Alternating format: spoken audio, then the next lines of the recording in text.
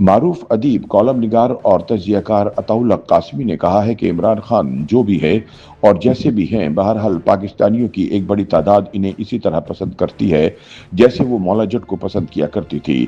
ان کا کہنا ہے کہ عمران خان بھی مولا جٹ کی طرح عوام میں مقبول ہیں، جس کا اندازہ انہیں اپنے ایک دورہ انڈیا کے دوران ہوا۔ قاسمی بتاتے ہیں کہ ممبئی سفر کے دوران انہوں نے ایک ٹیکسی ہائر کی۔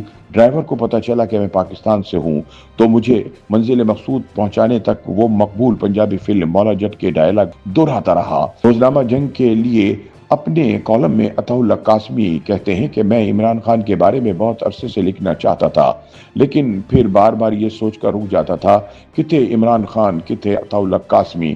لیکن ان کا کہنا ہے کہ ایک مرتبہ عمران نے دوران تقریر ان کے لیے اظہار پسندیدگی کیا تھا۔ وہ بتاتے ہیں کہ خان صاحب نے دوران تقریر بہت غسیلی آواز میں کہا تھا، اوئے عطاءاللہ قاسمی، میں تمہیں چھوڑوں گا نہیں۔ یعنی میں سونے منڈے مراد سعید کی طرح عمران خان کی نظروں میں تھا، لہٰذا میں ڈر گیا اور وہاں سے دم دبا کر نکل گیا۔ عطاءاللہ قاسمی بتاتے ہیں کہ مجھے عمران خان پر کبھی غصہ آتا ہے تو کبھی پیار آتا ہے۔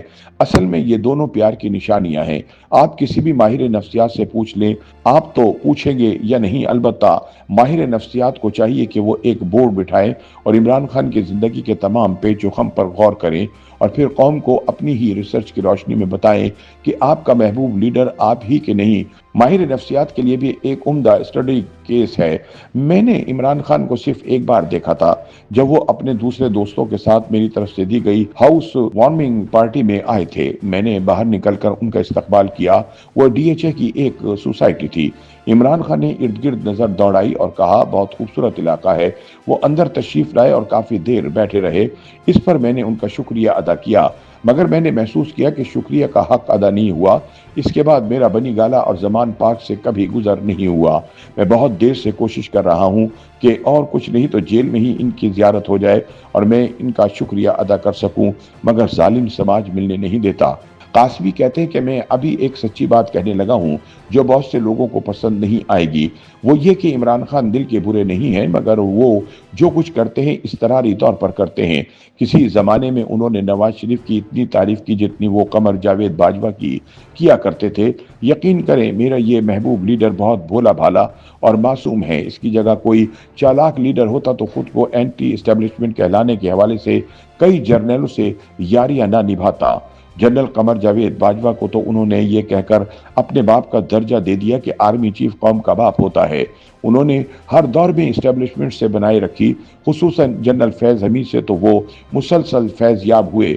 جب طاہر القادری سے مل کر انہوں نے نواز شریف کے ساتھ 126 دن کا طویل ترین دھرنا دیا۔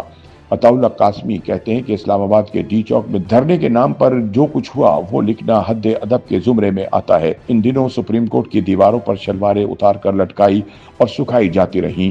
پی ٹی وی کی اسلام آباد بلڈنگ پر قبضے کی غرض سے حملہ کیا گیا۔ اس وقت پوری ریاستی مشینری عمران خان کی پشت پر تھی۔ ڈی چوک کے تماشائی رات گئے تک وہاں جو بھی کچھ کرتے رہے، اس کی استعمال شدہ نشانیاں بعد میں صفائی کے دوران سامنے آئیں۔ عطاءاللہ قاسمی کہتے ہیں کہ میں شاید اور بھی بہت کچھ لکھتا، مگر عمران خان ان دنوں جیل میں ہیں۔ انہیں جیل میں جتنی بھی سہولتیں ملی ہوں، جیل بہرحال جیل ہوتی ہے۔ جیل میں وہ پارٹی لیڈروں سے ملتے اور انہیں ہدایات بھی دیتے ہیں، مگر ان میں سے کچھ پارٹی لیڈر بے ہدایتیں ہیں۔ کچھ عرصے سے خان کی ملاقاتیں نہ ہونے کے برابر رہ گئی ہیں، مگر بچے کو زیادہ سے زیادہ ایف اے تک رہنمائی کی ضرورت ہوتی ہے۔ انہیں اچھی طرح معلوم ہے کہ انہوں نے کیا کرنا ہے، چنانچہ وہ احتیاط کا آپشن استعمال کرتے ہیں۔ سچی بات پوچھیں، اگر بے بس لیڈروں کی کوئی سننے والا ہوتا تو بھی کافی ہل جل ہو سکتی تھی، مگر ان کی کوئی سنتا نہیں اور یہ خدا کا شکر ادا کرتے ہیں کہ ان کی کوئی سنتا نہیں۔ قاسمی کہتے ہیں کہ میں یہاں قوم کی اس بدقسمتی کا ذکر کرنا چاہتا ہوں کہ پاکستانیوں کو ایک عرصے بعد ایسا لیڈر ملا جسے سنا جاتا تھا، مگر لیڈر کو لیڈ کرنا نہیں آیا۔ اس کے باوجود کروڑوں لوگوں نے انہیں خوش آمدید کہا، مگر انہیں جو رستہ دکھایا گیا وہ صرف توڑ پھوڑ کا تھا۔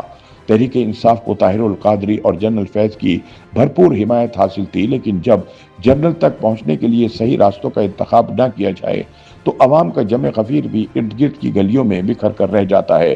اوپر سے بلنڈر یہ کیا گیا کہ حکومت کی بجائے ریاست سے ٹکرانے کی کوشش کی گئی۔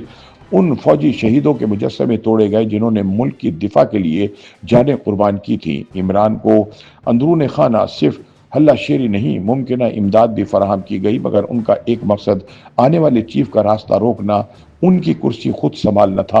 मगर इस जल्दबाजी का अंजाम ये हुआ कि इख्तिदार की मंजिल बहुत दूर हो गई।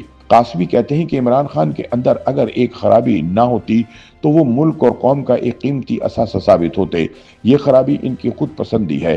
वो खुद पर आशिक हैं क्योंकि वो एक सेल्फ सेंटर्ड शख्स है। ऐसा शख्स पहले अपने बारे में सोचता है, बाद में किसी और के बारे में। आप अंदाजा लगाएं, मौसूफ ने अजीज तरीन दोस्तों के जनाजे में शरीक होना तो पूजा कभी इनसे ताजियत तक करना मुनासिब नहीं समझा। ये एक बहुत अजीब व गरीब बात है जो सरासर बदतहजीबी है।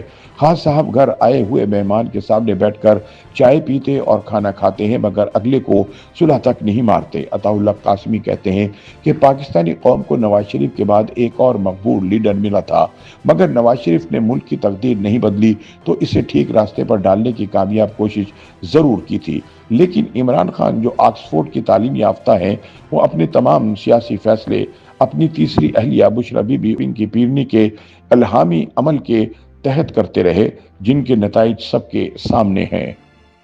YouTube पर गूगली न्यूज देखने के लिए youtube.com की सर्च बार में गूगली न्यूज टीवी टाइप करें। गूगली न्यूज के पेज पर सुर्ख रंग के सब्सक्रिप्शन वाले बटन पर क्लिक करना ना भूलिए। YouTube पेज पर अपलोड होने वाली वीडियो से बाखबर रहने के लिए बेल आइकन पर क्लिक कीजिए। आपको हर नई वीडियो के बारे में नोटिफिकेशन मौसूल हो जाएगा।